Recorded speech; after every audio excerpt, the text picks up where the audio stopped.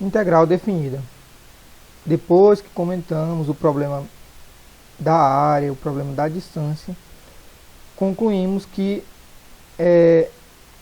quando a gente divide toda aquela região em retângulos, a gente consegue fazer a soma de todas aquelas áreas e que a gente concluiu que é igual ao limite disso aqui, que é a mesma coisa disso aqui. E agora vamos falar a definição da integral. O que é? Então, dando uma breve resumida da definição de integral definida, temos que se eu tenho uma função contínua definida no intervalo, que no caso aqui de A até B, e dividimos em n intervalos. Quando a gente divide em n subintervalos, a gente encontra o comprimento, que é igual a essa variação, que é a mesma coisa de eu escrever isto aqui. E também as extremidades, que seria a própria altura. Então, a integral definida de f de A até B, aqui seria de A e B, é feito dessa forma. Então, eu chamo aqui. Concluímos aqui, então, que quando eu faço a integral de A até B de uma função f de x dx, eu estou fazendo o limite da soma de todas essas áreas. Então, esse limite existe. Isso acontece desde que esse limite exista. Se ele existir, dizemos que f é integrável naquele intervalo, no caso de A até B. Uma coisa que eu acabei esquecendo de falar é que quando começamos a estudar o problema da área, que dividimos em n retângulos, fizemos o somatório dessas áreas. Esse somatório que a gente fez, que é isso aqui, ele é chamado de soma de Rímel.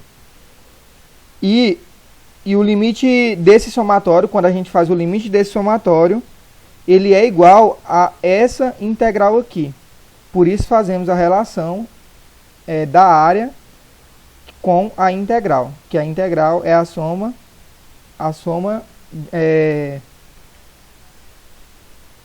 naquele intervalo.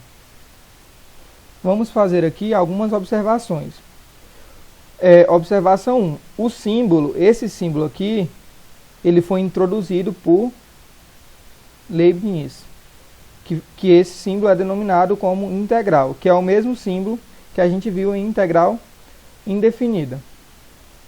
E ele é um S alongado, que significa que é um limite de somas. Agora, trabalhando com a notação, se eu tenho essa integral aqui, eu falo integral de A até B desta função, sendo o f de x chamado de integrando, A e B são chamados de limites de integração, o A é o limite inferior e o B o superior. E o dx indica que é a variável, dependente, é x, no caso que depende de x. E o processo de calcular a integral é chamado de integração. Já comentamos isso também lá em integração indefinida. Observação 2. Na integral definida, consideramos uma função contínua qualquer, podendo ela assumir valores negativos e também, no caso, positivos e negativos. Então, se eu tenho uma função que ela é menor do que zero, a sua área vai dar uma área negativa pelo fato da função ser menor do que zero. No caso, eu não estou falando que a área ela é negativa, e sim porque aquela função ela é negativa. O que eu quis dizer aqui, se eu tenho aqui, ó, vou desenhar aqui, e eu tenho uma área do tipo assim, então essa função aqui seria uma função menor que zero. Então, essa área aqui, toda essa área aqui, vou chamar aqui de uma área S, essa área ela é positiva, mas como a gente está calculando a integral de uma função negativa, a gente tem que colocar o menos nessa integral. Então, quando fazemos o cálculo de uma integral definida, através da definição, se a gente for usar a definição que é lá, somar cada retângulo por retângulo, esse processo ele pode ser extremamente complexo. Por quê? Porque ele é inviável para fazer em algumas funções. Então, dessa forma, não utilizamos para calcular as integrais definidas,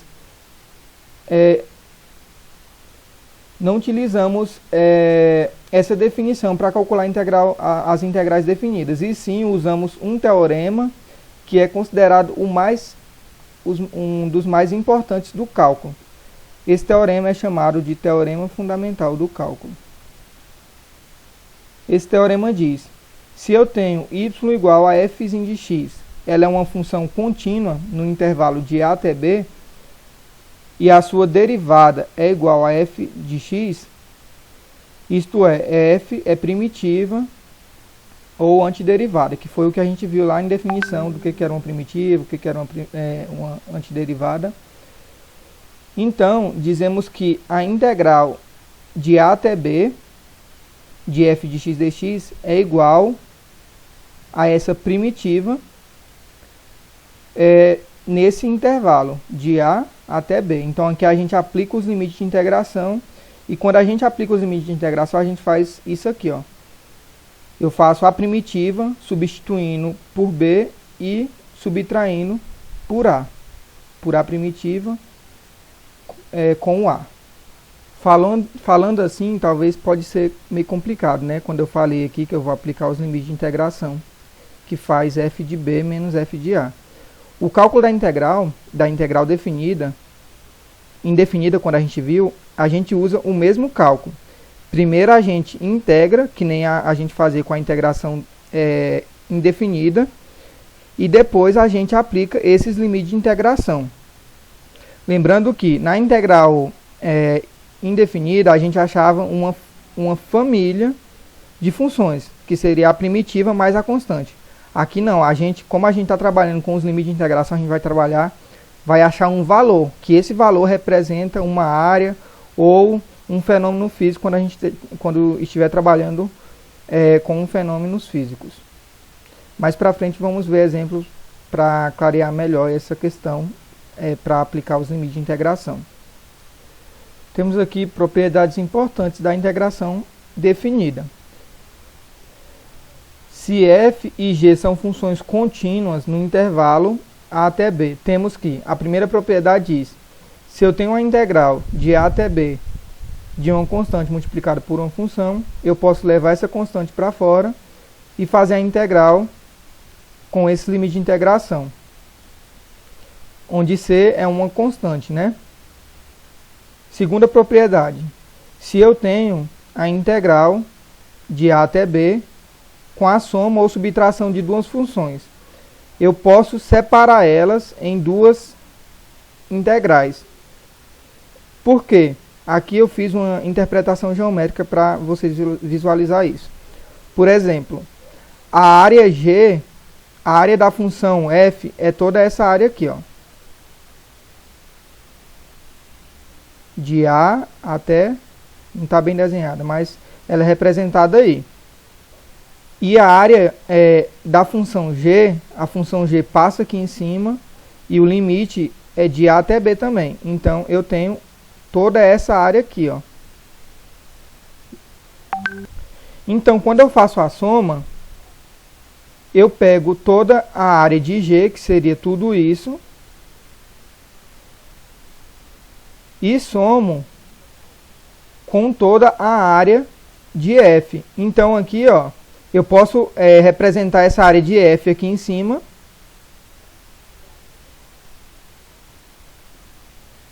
E G seria toda essa função aqui de baixo. Não sei se ficou tão claro, mas é como se fosse assim, ó. Aqui, se eu tenho aqui essa função g, eu tenho g, só que o gráfico, né, de f, ele é assim. Se eu somar essas duas áreas, é como se eu pegasse essa área aqui e colocasse aqui em cima.